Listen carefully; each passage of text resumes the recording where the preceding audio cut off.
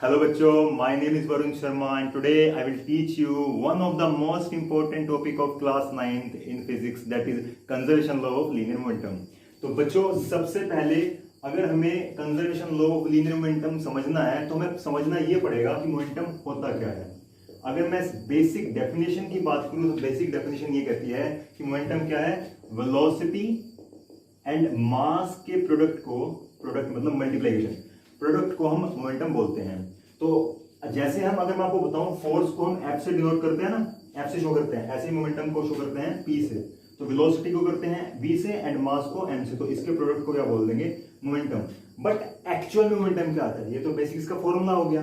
तो मोमेंटम किस में होगा, कैसे होगा, ये हम देखते हैं। मोमेंटम का मतलब अगर किसी ऑब्जेक्ट का कुछ मास है, और मास तो हर ऑब्जेक्ट का होता है, हमने अगर आपके ध्यान हो वेट और मास वगैरह हम डिफरेंस को देखें तो हमें पता है कि हर ऑब्जेक्ट का कुछ ना कुछ मास होता ही है। तो अगर किसी भी ऑब्जेक्ट का कोई मास है और वो किसी वेलोसिटी से मोशन में है, ठीक है, किसी वेलोसिटी से मोशन में है, तो उस टाइम हम कहेंगे कि वो ऑब्जेक्ट या वो पर्टिकुलर ऑब्जेक्ट क्या है, वो मोमेंटम में है। ठीक है, फॉर एग्जांपल आपने अक्सर सुना होगा, जैसे हम कमेंट्री सुनते हैं, क्रिकेट की कमेंट्री सुनते हैं, तो अक्सर जो कमेंटेटर होता है, मतलब जो कमेंट्री करने वाला होता है, वो बोलता है कि आज इस बॉलर को इतना मोमेंटम नहीं मिल पाया, आज इस बॉलर के पास बहुत ज्यादा मोमेंटम आ गया। मोमेंटम का मतलब क्या है कि वो उसका खुद का मास, जो बॉलर है, बॉलर का खुद का मास, और जिस वेलोसिटी से भाग के आ रहा है बॉलर में कुछ ना कुछ मास होगा। लेट्स से बुमराह क्या है, क्रिकेटर है बेसिकली। बुमराह क्या है, हमारा इंडिया टीम का फास्ट बॉलर है। तो बुमराह आया, लेट्स से बुमराह बी पर बुमराह भाग के आया, बुमराह कुछ ना कुछ मास होगा, ठीक है। अब जब जिस मास से भाग, अब उसका कुछ ना कुछ मास है और साथ के साथ कोई वेलोसिटी के साथ भाग के आया होगा, तो mass into velocity equals to momentum. तो इसलिए कहा जाता है कि भाई उससे ज्यादा मोमेंटम मिला या नहीं मिला। तो जाहिर सी बात है, अगर वेलोसिटी ज्यादा होगा, फॉर्मूला क्या था, P equals to m into v। अगर वेलोसिटी ज्यादा हो और किसी ऑब्जेक्ट का मास भी ज्यादा हो, तो जाहिर सी बात है मोमेंटम क्या मिलेगा, ज्यादा मिलेगा। किसी ऑब्जेक्ट का मास कम है, वेलोसिटी ज्यादा है, तो हमें मोमेंटम क्या मिलेगा, कम मिलेगा। आ रही बात समझ में? तो बस अब हम समझते हैं conservation law of linear momentum को। तो बच्चों देखो, सबसे पहले इसके लिए हम सिंपल सा एग्जांपल लेते हैं, जो अक्सर एग्जांपल लेता है। लेट्स से दो बॉल है, ठीक है, मान लेते हैं ये बॉल नंबर 1 है और ये बॉल नंबर 2 है। ओके, अब बॉल नंबर 1 जो है उसकी कुछ इनिशियल वेलोसिटी है और बॉल नंबर 2 की कुछ इनिशियल वेलोसिटी है। इनिशियल वेलोसिटी का मतलब खाली बस आप समझो, जैसे कि मैं यहाँ पे खड़ा हूं ना, और मैं खड़ के आराम से चल रहा हूँ, है ना, बहुत आराम से, है ना, और एकदम से मैं भागने लग जाऊं, तो जो भागने के बाद जो है लास्ट में मेरी वेलोसिटी होगी, दैट इज फाइनल वेलोसिटी, इसको हम v से नोट करते हैं। और जो स्टार्टिंग के टाइम मेरी वेलोसिटी थी दैट इज u, है ना, जिसे हम u से नोट करते हैं। तो बच्चों मान लो स्टार्टिंग में इसकी इनिशियल वेलोसिटी u1 है और जो सेकंड बॉल है उसकी इनिशियल वेलोसिटी u2 है। ओके, अब ये किसी मोशन में होंगे, है ना, किसी इनिशियल वेलोसिटी से मोशन में होंगे। तो हम देख लेते हैं कुछ टाइम बाद जो है, आफ्टर सम टाइम, कुछ टाइम बाद जो है, अब मान लो 2 बॉल है, चाहे आप एक्सपेरिमेंट करके देखो, आपने मान लो लेट्स से 2 बॉल है, आप 2 बॉल लेके चलो, अभी मेरे पास बॉल कहीं से नहीं है तो मैं नहीं कर सकता। 2 बॉल है आपके पास, बॉल नंबर 1 को कोई मोशन दो, आप कोई फोर्स लगाओ, है ना, और बॉल नंबर 2 को कुछ आप फोर्स दो। और जैसे उन्हें फोर्स दोगे तो न्यूटन का फर्स्ट लॉ में क्या कहता है कि अगर हम किसी भी ऑब्जेक्ट पे कोई फोर्स अप्लाई करें तो उसकी स्टेट चेंज हो जाएगी, दैट इज वो मोशन में आ जाएगा, है ना, तो उसकी स्टेट चेंज हो जाएगी। तो जैसे ये मोशन में आएगा तो कुछ टाइम बाद क्या होगा, ये दोनों जिनके बीच में कोलिजन होगा, कोलिजन मतलब टकराएंगे, ठीक है। तो जैसे ये टकराएंगी, मान लो इस केस में टकरा गई, है ना, बॉल 1 जो है 2 से टकरा गया, ऐसे बॉल 1 2 से टकरा गया, तो आफ्टर कोलिजन केस देखते हैं। तो यहां तो इस टाइम तो क्या हुआ, कोलिजन हुआ, है ना, इस टाइम तो कोलिजन हो गया, टकरा गई आपस में। अब देखते हैं आफ्टर कोलिजन क्या होगा, आफ्टर कोलिजन, ठीक है। तो ये रही बॉल 1 और ये रही बॉल 2, तो टकराने के बाद इनकी वेलोसिटी दोबारा अलग अलग हो जाएगी, समझ लो ना आप मेरी बात। टकराने के बाद इनकी वेलोसिटी अलग अलग हो जाएगी। मान लो ये बॉल 1 थी, ये बॉल 2 थी, मान लो इसकी वेलोसिटी v1 होगी, इसकी वेलोसिटी v2 होगी, फाइनल वेलोसिटी। तो बेसिकली हम ये पढ़ते हैं कि कंजर्व रहता है, कंजर्व मतलब जितना पहले था, कहते हैं ना कि अपनी एनर्जी को ज्यादा मत बोलो, एक अच्छे स्टूडेंट को ज्यादा नहीं बोलना चाहिए, अपनी एनर्जी को कंजर्व करके रखना चाहिए, है ना, बचा के रखना चाहिए, मतलब उसको लॉस नहीं करना चाहिए, है ना। तो बेसिकली क्या कहता है कंजर्वेशन ऑफ लीनियर मोमेंटम, कि जितना टोटल मोमेंटम पहले था, है ना, इनिशियल टाइम पे, तो फाइनल टाइम पे भी आफ्टर कोलिजन उतना मोमेंटम ही रहेगा। तो टोटल इनिशियल मोमेंटम का मतलब क्या है, देखो समझिएगा। टोटल मैं लिखता हूँ पीएल। अब मोमेंटम तो आप समझ गए थे, तो इस केस में अब इसका कुछ ना कुछ मास भी होगा, हरी बात समझ में। तो देखो जरा, तो हम ऐसे लिख देंगे मास ऑफ फर्स्ट बॉल। तो मास ऑफ फर्स्ट बॉल क्या होगा, m1। Mass of second ball, तो बच्चों मास ऑफ सेकंड बॉल क्या होगा, m2। सिंपल सी बात है। तो यहां भी बॉल का मास तो सेम ही रहेगा, वेलोसिटी चेंज हो रही है। अब यहां पे okay, initial velocity of first ball, ठीक है। Initial velocity of first ball क्या है बच्चों, u1। बहुत सिंपल सा है और बहुत ही इंपॉर्टेंट होता है। बहुत बार क्वेश्चन जो है एग्जाम में दिया जाता है, क्योंकि बहुत इंपॉर्टेंट है। और not even in 9th class, आगे जो हम कॉम्पिटिटिव एग्जाम देखते हैं, कॉम्पिटिटिव एग्जाम बहुत सारे, जैसे एनडीए या फिर हम बात करें सीडीएस या फिर हम एयरफोर्स के जो एग्जाम्स निकलते हैं, या बहुत सारे कॉम्पिटिटिव एग्जाम भी हैं, नॉट इवन हमारी क्लास में, मतलब क्लास में जरूरत पड़ेगी हमें 12th तक। उसके बाद भी बहुत एग्जाम में हमें conservation of law of linear momentum question आते हैं ना। तो अब initial velocity of second ball, ठीक है, initial velocity of second ball. अब ये बहुत सिंपल सा है, देखो कुछ भी नहीं करना, बस एक बार हमने समझ लिया, अब काम आसान हो गया है ना। अब फाइनल वेलोसिटी लिख लेते हैं। तो final velocity of first ball. अब final velocity of first ball कितना है, v1। और ऐसे ही final velocity of second ball, ठीक है, क्लियर है। तो ये कितना आ गया, v2 हो गया। अब आते हैं केस पे, है ना, मेन केस पे। देखो बच्चों मुझे बताओ, एट, देखो ये तो आफ्टर कोलिजन था, है ना, ये तो आफ्टर कोलिजन वाला केस था, आफ्टर कोलिजन, टकराने के बाद। बच्चों जब यहाँ पे टकराई होंगी, है ना, मान लो, देखो मैं आपको सिंपल से एग्जाम्पल देता हूँ। ये मेरे दो हाथ है, ठीक है। अब ये वो दो बॉल ही थी, ऐसा समझ लो कि दो बॉल है, ऐसे करके दो बॉल है।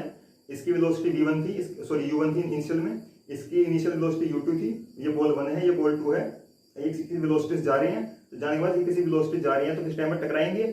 तो बच्चों खुद देखो, टकराएंगी, आप खुद अपने हाथ को देखो, जब टकराएंगे तो यानी कि इस वाले ने जो 2 वाला बॉल था वो 1 पे कुछ फोर्स एक्सर्ट करेगा, लगाएगा, और जो 1 वाला बॉल था वो 2 पे कुछ एक्सर्ट फोर्स लगाएगा, है ना। आ रही बात समझ में, यानी कि जो 1 वाला बॉल था वो 2 पे फोर्स एक्सर्ट लगाएगा, और जो 2 वाला फोर्स जो बॉल था वो 1 पे फोर्स एक्सर्ट करेगा, है ना, एक्सर्ट करेगा फोर्स को। तो बेसिकली फोर्स लगाएगा 1 वाला 2 पे और 2 वाला 1 पे। अब बच्चों कितना फोर्स लगाएगा, हमने न्यूटन के थर्ड लॉ से हमें पता है, न्यूटन के थर्ड लॉ से हमें पता है कि कोई भी ऑब्जेक्ट जो है इक्वल एंड अपोजिट डायरेक्शन में फोर्स लगाता है। एक्शन रिएक्शन वाला जो हमने लॉ पढ़ा था क्लास 9th में, हम न्यूटन का थर्ड लॉ पढ़ते हैं। थर्ड लॉ क्या कहता है कि एवरी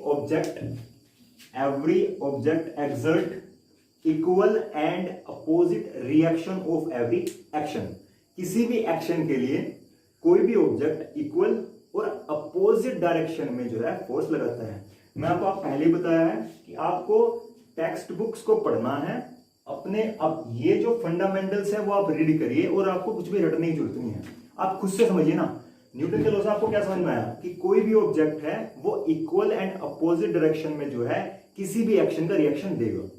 मैं मान लो किसी भी एक्शन का, देखो ये मैं एक्शन कर रहा, इस हाथ पे ऐसे एक्शन कर रहा, तो मैंने जो एक्शन करा इस एक्शन का मुझे इसने रिएक्शन दिया ना, क्योंकि मेरा दर्द इस हाथ पे भी हुआ।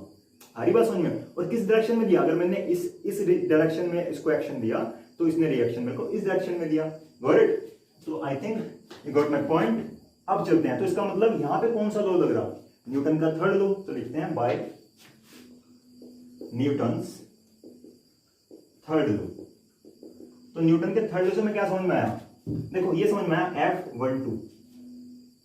देखो जरा F12 का मतलब क्या है कि फोर्स जो 1 ने 2 पे लगाया, फोर्स जो बॉल 1 ने 2 पे लगाया इक्वल्स टू फोर्स जो सेकंड बॉल ने 1 पे लगाया। सेकंड तो 1 पे लगाएगी, पर ये अपोजिट डायरेक्शन में लगा रही है, इसलिए माइनस।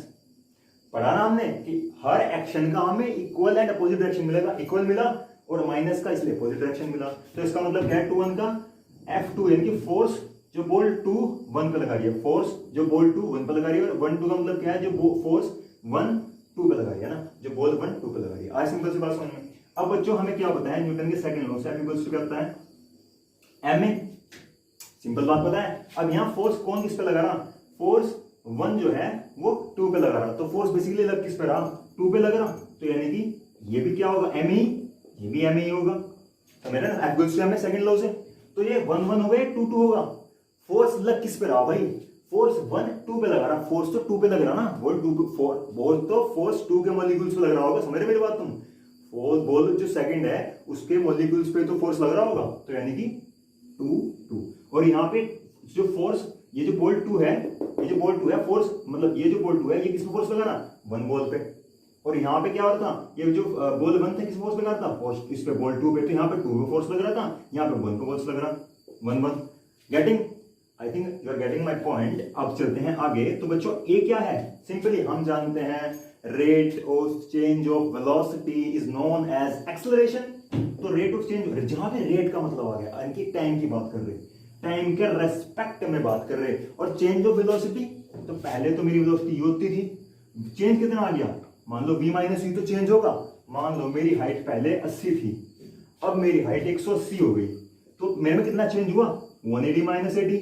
आ रही बात समझ में, तो final minus initial, final minus initial, ये बात हमें पता है ना। मैं इसको जल्दी से यहां से थोड़ा सा रफ कर देता हूं। ओके, तो बस बच्चों मैं इसे डायरेक्ट देखो, यहां मैं लिख दूंगा we also know that, we also know that, we also know that, क्या जानते हैं हम, a equals to v minus u upon t. तो सो m2, अब ये a क्या हो जाएगा, यहां पे v2 minus u2 upon T. Simple बात है ना, क्योंकि एक्सेलरेशन 2 की बात कर रहे हैं यहाँ पे, सेकंड बॉल के बारे में, यहाँ पे ऐसे 1, तो v1 minus u1 upon T. Simple बात है। और यहाँ देख रहे हैं आप t से t कैंसिल, बिल्कुल सिंपल। अब बच्चों मैं इसको आई थिंक यहां से ना इसको मैं रख कर देता हूं, ठीक है, हाँ, क्योंकि मेरे पास यहाँ पे फिर स्पेस कम है ना, ठीक है। तो आई थिंक आपको समझ में आ रहा होगा बच्चों। देखो बहुत सिंपल सी बात है, हमें बस कुछ भी चीज रटनी नहीं है, समझनी है, क्योंकि रटने के लिए कुछ बनाई तो नहीं, रटने के लिए कुछ भी नहीं है। इवन फॉर्मूले भी रटने के लिए नहीं होते। फॉर्मूले जो मैथ्स में देखते हैं वो, फिजिक्स में कोई फॉर्मूला दिखता है तो वो बहुत ही किसी एक डेरिवेशन को सोल्व करने के बाद फॉर्मूला बनता है। हम फॉर्मूला इसलिए याद कर लेते हैं कि सीधा हम फॉर्मूला जो है अप्लाई कर ले अपने न्यूमेरिकल्स में, है ना। ओके, तो बेसिकली हम देखते हैं, तो हमारे पास क्या होता है यहाँ m2 v2 माइनस के u2। अब बच्चे यहाँ आओ, माइनस के m1 v1 माइनस के u1। बस सिंपल सा। यहाँ कौन सी मैथ की, देखो हर जगह मैथ लग रहा है, हर जगह फिजिक्स लग रही, हर जगह आपको कोई ना कोई सब्जेक्ट लगता ही है, केमिस्ट्री, जहां भी देखो आपको, जितना भी आप स्टडी कर रहे हैं ना, हम कहते हैं कि हमने जो स्टडी करा हमें आसपास दिखता नहीं, हर जगह आसपास स्टडी है, हर जगह आसपास जो है आपके फिजिक्स है, केमिस्ट्री है, मैथ है, जहां भी आप देना चाहोगे हर जगह है। लाइट आ रही, रिफ्लेक्शन पड़ रहा, मैं देख रहा, सब कुछ स्टडी है, यानी कि हमारी की सारी जो पढ़ाई है काम आती है। ऐसा कुछ नहीं कि हम क्यों पढ़ रहे, आप देखो तो अपने आसपास, है ना, अपने आसपास देखो तो आपको सब कुछ देखने को मिलेगा। देखो बच्चों, डिस्ट्रीब्यूटिव प्रोबेबिलिटी लग रही है यहाँ पे, तो यहाँ पे m2 v2 माइनस के m2 u2, ऐसे यहाँ m1 u1 minus, okay v1 है बेटा, यहाँ पे v1, अब माइनस माइनस प्लस, है ना, तो ये m1 और u1। अब बच्चों फाइनल वाली एक तरफ, इनिशियल वाली एक तरफ, है ना, तो u1 मतलब u वाले एक तरफ लिख लो और v वाले एक तरफ लिख लो। तो बच्चों देखो यहाँ पे, इसको इधर ले आता हूं मैं, इसको इधर ले आता हूं, तो इधर आके किसका हो जाएगा, प्लस का, तो m1 v1 प्लस ये प्लस का ही है m2 v2, इसे इधर ले आ रहा है, तो m1 u1 plus m2 u2। तो बच्चे एक बात देख रहे हैं, ये क्या था, ये था टोटल फाइनल मोमेंटम। और बच्चों टोटल फाइनल मोमेंटम किसके इक्वल आ गया, टोटल इनिशियल मोमेंटम के, टोटल इनिशियल मोमेंटम के, है ना। देख रहे हैं आप मेरी बात, समझ रहे हो आप मेरी बात। क्योंकि इनिशियल मोमेंटम कितना था, इसके लिए मोमेंटम कितना होगा, मोमेंटम क्या था, मास और वेलोसिटी का प्रोडक्ट, तो इसके लिए कितना होगा m1 u1, इसके लिए कितना होता m2 u2, और इधर जोड़ दो तो फाइनल मोमेंटम आ जाएगा, मतलब टोटल मोमेंटम आ जाएगा इनिशियल टाइम पे। यहाँ पे देखो ऐसे m1 v1 और m2 v2, इसे जोड़ दो, ये कितना आ जाएगा, फाइनल मोमेंटम आ जाएगा, total final momentum, total initial momentum. और यहाँ देख लो ये दोनों सेम आ रहे हैं, है ना। तो बेसिकली ये था conservation of law of linear momentum के बारे में। लीनियर मतलब किसी स्ट्रेट लाइन पे मोमेंटम जो है वेरी करता है अलग अलग टाइप पे। अगर हम बात करें, हम एरोप्लेन की बात करें या फिर हम किसी स्पेसक्राफ्ट या रॉकेट की बात करें, तो उस टाइम पे मोमेंटम की कंडीशंस अलग अलग होंगी, है ना। बेसिकली वहां पे ग्रेविटी की वजह से वो अलग वेरी करेगा। तो यहाँ पे फिलहाल में लीनियर मोमेंटम की बात करें, जो स्ट्रेट लाइन में एक लीनियर मोमेंटम होता है। ओके, तो आई थिंक आपको मेरी ये जो मैंने आपको थोड़ा समझाया है समझ में आया होगा। और अगर कोई प्रॉब्लम है तो आप मेरे से पूछ सकते हैं इसके बारे में, या फिर आप मेरे को बता सकते हैं। तब तक के लिए टेक केयर, जय हिंद।